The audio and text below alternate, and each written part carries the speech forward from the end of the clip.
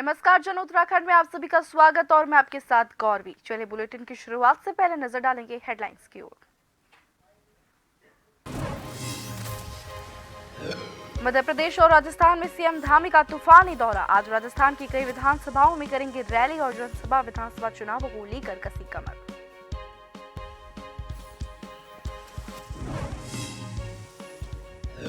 लोकसभा में महिला आरक्षण विधेयक पेश होने पर विधानसभा अध्यक्ष रितु खंडूरी ने जताया पीएम का आभार। कहा इस ऐतिहासिक क्रांतिकारी निर्णय के लिए पीएम का आभार।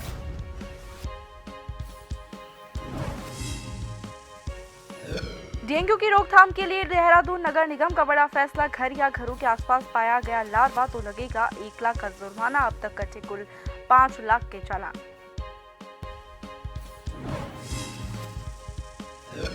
हल्द्वानी में आयोजित होने वाले श्री अन्न महोत्सव को लेकर कृषि मंत्री गणेश जोशी ने विभागीय अधिकारियों के साथ की बैठक। रूपरेखा को लेकर दिए निर्देश। कार्यक्रम में गृह मंत्री अमित शाह होंगे शामिल। हल्द्वानी की धनलक्ष्मी एंटरप्राइजेज के 2 और ठग चढ़े। पुलिस की हत्या। एक आरोपी पहले ही हो चुका है गिरफ्तार। फर्जी कंपनी बनाकर लोगों से की थी ठगी।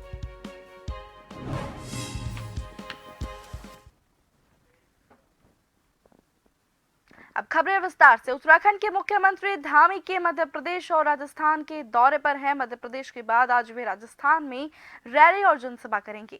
20 सितंबर को वे राजस्थान में झालावाड़ सर्किट हाउस में पत्रकार वार्ता करेंगे। आज ही उनका विधानसभा क्षेत्र डांग, रामगंज मंडी, सागौत और लाडपुरा में एक के बाद एक सभाओं को संबोधित करने का कार्यक्रम है। बता दें कि विभिन्न राज्यों में निकट भविष्य में होने वाले विधानसभा चुनावों के दृष्टिगत भाजपा उत्तराखंड के मुख्यमंत्री पुष्कर सिंह धामी को मोर्चे पर उतार रही है। कोटा में रात्रि विश्राम करने के बाद मुख्यमंत्री 21 सितंबर की शाम को देहरादून लौटेंगे।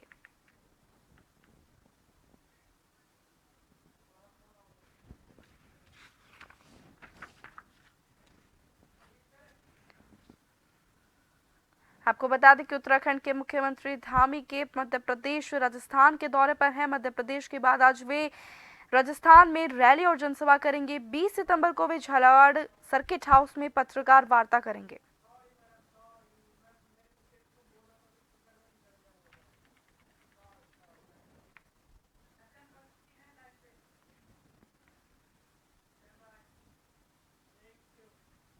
और इस खबर की ज्यादा जानकारी के लिए हमारे साथ हमारे संवाददाता एसएन पंत सीधा फोन लाइन पर जुड़ चुके हैं।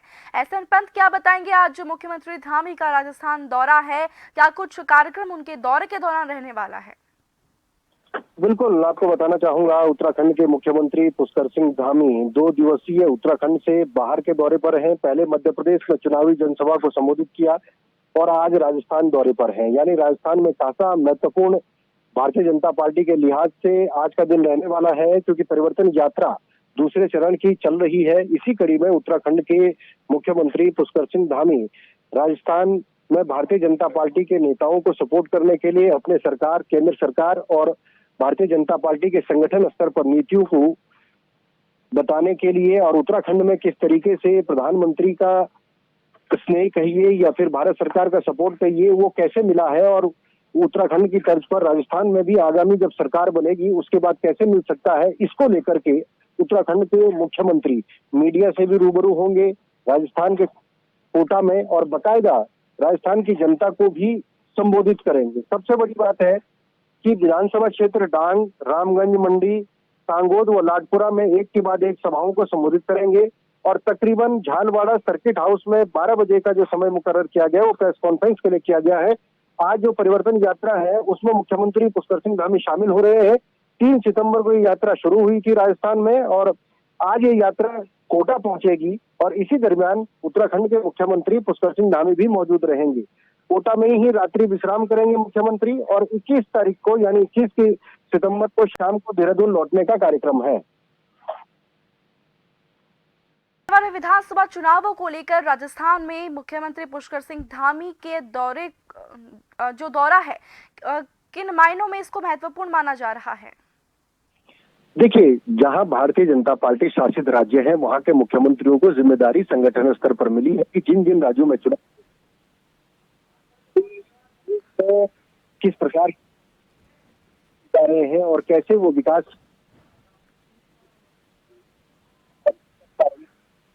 संदेश किया जा रहा है कि उत्तराखंड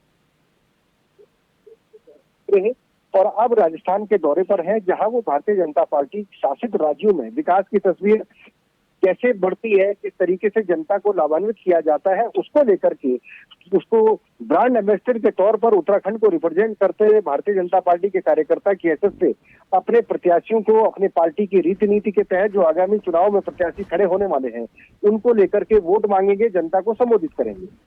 जी एसएन पर तमाम जानकारी के लिए आपका बहुत बहुत शुक्रिया। देहरादून में फैलते हुए डेंगू को रोकने के लिए नगर निगम देहरादून में एक बड़ा फैसला लिया गया है।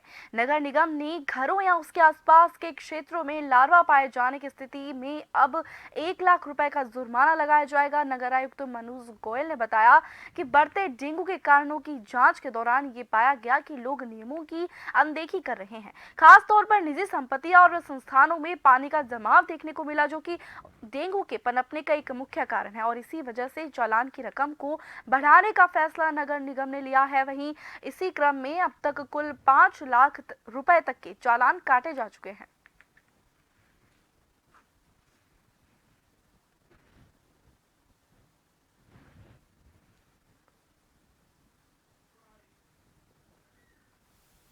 देखिए, जैसा आप जानते हैं कि डेंगू के केसेस बढ़ रहे हैं और हम लोग के सर्वेक्षण में और जो हम लोग ये इंस्पेक्शंस भी कर रहे हैं उसमें पाया जा रहा है कि प्राइवेट प्रतिष्ठानों में चाहे कमर्शियल हो चाहे रेजिडेंशियल हो लार्वा मिल रहा है और लोग पूरी जानकारी भी दे चुके हैं कि कोई भी व्यक्ति जो है अपने घर में परिसर में पानी को रुकने ना दे, रुके हुए पानी में ही लार्वा पाया जाता है, परंतु उसके बाद भी कई जगहों पर लापरवाही देखने को मिल रही है। तो ऐसी स्थिति में ये आवश्यक हो गया है कि जो लोग जो हैं हैबिचुअल ऑफेंडर के रूप में निकल के आ रहे हैं या लोग जो अपना व्यवस्था नहीं कर रहे हैं, जिस कारण उनके घरों में तो बीमारी को दस्तक दी जा रही है, परंतु साथ ही साथ आसपास के लगते हुए एरियाज़ को भी एक तरीके से डेंजर जोन में लेके आया जा रहा है। तो उन पे चलानी कार्रवाई हम लोग अभी लगातार कर रहे हैं और चलान भी हमने बढ़ा दिए हैं। पीछे 5 से 6 दिनों में करीब 5 लाख के हम लोगों ने चलान भी किए हैं। ये कार्रवाई लगा।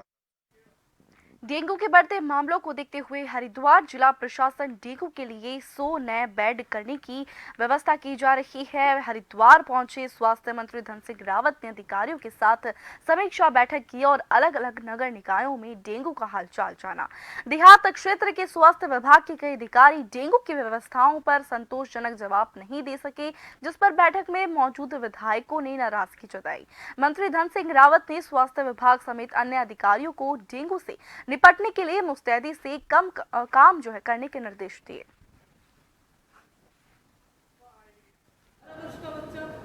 नगर पालिका नगर पंचायतों में फॉगिंग की व्यवस्था जो है युद्ध स्तर पे की जाएगी और कोई भी अगर डेंगू का मरीज अगर पॉजिटिव होता है और उसकी क्रिटिकल स्थिति होती है या उसको हॉस्पिटल जाना पड़ता है तो आयुष्मान में उसका इलाज फ्री किया जाएगा। हमारे सरकारी हॉस्पिटलों में भी डेंगू के मरीजों का इलाज सबका निःशुल्क किया जाएगा और 100 बेड हम हरिद्वार जिले में डेंगू के लिए अलग से व्यवस्था भी बना रहे हैं ताकि कोई भी मरीज आता है तो उसको जो है तुरंत बेड की जो है उपलब्धता हो सके।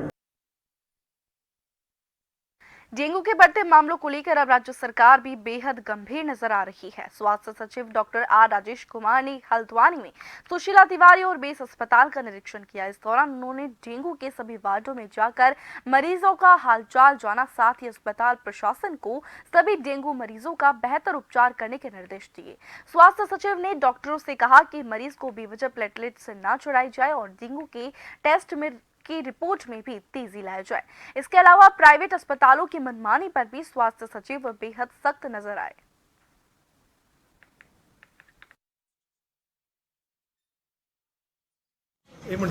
पूरे स्टेट में अभी फ़िलहाल 307 एक्टिव केसेस हैं और यहाँ पे डेंगू मैनेजमेंट के संबंध में मैंने सभी वार्ड्स यहाँ पे विज़िट किए, पीडियाट्रिक वार्ड भी विज़िट किया और बाकी जो दूसरे डेंगू पेशेंट्स एडमिटेड थे उनसे वार्तालाप भी की और रिपोर्ट मैंने एलाइजा के संबंध में टाइमली रिपोर्ट प्रस्तुत करने के लिए प्रोफेसर साहब को, डॉक्टर साहब को निर्देशित किया है। प्रदेश के कैबिनेट मंत्री रेखा आर्या बेरीनाग पहुंची, जहां उन्होंने राजकीय स्नातकोत्तर महाविद्यालय बेरीनाग में आयोजित वार्षिकोत्सव कार्यक्रम में बतौर मुख्य अतिथि के रूप में प्रतिभाग किया। कार्यक्रम का शुभारंभ दीप प्रज्वलित कर किया गया। इस दौरान कार्यक्रम में कॉलेज के छात्र छात्राओं ने रंगारंग सांस्कृतिक प्रस्तुतियां प्रस्तुत की, जिनकी तारीफ मंत्री के द्वारा की गई। वहीं छात्रों को संबोधित करते हुए उन्हें जीवन में अनुशासन का पालन करने और लक्ष्य निर्धारित करते हुए उस पर काम करने की बात कही। साथ ही कैबिनेट मंत्री ने कॉलेज में छात्राओं के लिए वेंडिंग मशीन और सैनिटरी नैपकिन लगाने की घोषणा भी की और सभी को आश्वस्त किया कि कॉलेज में अन्य जरूरी सुविधाओं को बढ़ाया जाए। महाविद्यालय में लंबे समय से वार्षिक उत्सव का कार्यक्रम नहीं हो रहा था और आज मुझे इस बात की बेहद प्रसन्नता है कि 8 वर्षों के बाद में यहाँ के छात्र संघ अध्यक्ष ने बड़े अंधेरे में डूबा हुआ है, जबकि मुख्यमंत्री के द्वारा घोषणा की गई थी कि शहीद स्थल और शहीद स्मारकों की रखरखाव का काम जो है स्थानीय प्रशासन और पालिका के द्वारा किया जाएगा। विषय ये जिन शहीदों की बदौलत ये उत्तराखंड राज्य बना और इन उत्तराखंड राज्य बनने के बाद ये जो अधिकारी वर्ग जो यहाँ उत्तराखंड में मौज मस्ती कर रहे हैं, ये सारे इन शहीदों की बदौलत से जो उत्तराखंड राज्य बना, तभी जाके इस उत्तराखंड राज्य में, नहीं तो ये लखनऊ में रहते तो ये आज बाबू तक ही रहते, यहाँ आके सचिव स्तर तक ही पहुँच चुके हैं। लेकिन इनको इन उत्तराखंड आंदोलनकारियों ये जो शहीदों का कोई भी सम्मान नहीं आता करना इनको से स्पष्ट मैं ये बताना चाहूँगा। आज 3 दिन हो गए हैं। मुख्यमंत्री जी अभी 2 सितंबर को जब मसूरी आए थे, उन्होंने कहा था इस प्रदेश के अंदर जितने स्मारक होंगे, जितने शहीद स्मारक होंगे, उनके रख रखाव के लिए संस्कृति विभाग और तमाम विभागों को निर्देश दिए थे कि इस स्थल पर पूरे प्रदेश के स्थलों पे बिजली की और रख रखाव की व्यवस्था सरकार की होगी। देखिए, बहुत दुर्भाग्य कि उस शहीद स्थल पर, जिस शहीद स्थल पर मसूरी के आंदोलनकारियों ने अपनी शहादत दी, जिस कारण ये उत्तराखंड राज्य का निर्माण हुआ, आज उसी शहीद स्थल पर 3 दिन से लाइट नहीं है। इसके लिए नगर पालिका प्रशासन और जो विद्युत विभाग है, दोनों इसके जिम्मेदार हैं। आखिर आपका ऐसा क्या तालमेल है जब, और सरकार का भी इसमें रोल है, क्योंकि मुख्यमंत्री ने कहा था जितने भी इस उत्तराखंड के स्मारक है, शहीद स्थल है, वहाँ पर। और इसी के साथ जन उत्तराखंड में फिलहाल के लिए इतना ही। मुझे दीजिए इजाजत। नमस्कार।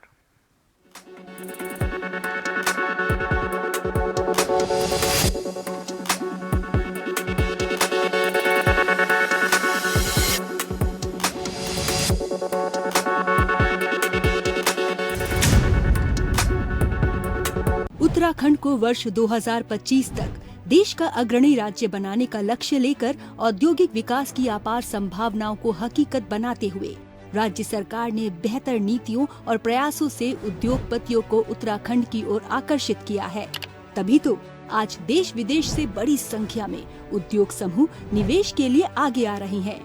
उद्योग, MSME, पर्यटन, हाइड्रो, सौर ऊर्जा नीति को संशोधित कर सरकार ने निवेश के सरल और सुविधाजनक दरवाजे खोले हैं। निवेश के बेहतर रास्ते निकाल रही प्रदेश सरकार। नीतियों का हो रहा सरलीकरण और क्रियान्वयन। सड़क, रेल एवं हाई कनेक्टिविटी का तेजी से विस्तार। ग्लोबल इन्वेस्टर्स समिट में जुटेंगे दिग्गज उद्योग समूह। आजादी के अमृत काल में उत्तराखंड भी आगे बढ़कर अपना योगदान दे रहा है, जिसमें उद्योग जगत को साथ लेकर प्रदेश में सिंगल विंडो सिस्टम को प्रभावी बनाते हुए उद्योग की राह सुगम बना रही सरकार, जिससे खुल रहे प्रदेश में उन्नति के नए द्वार।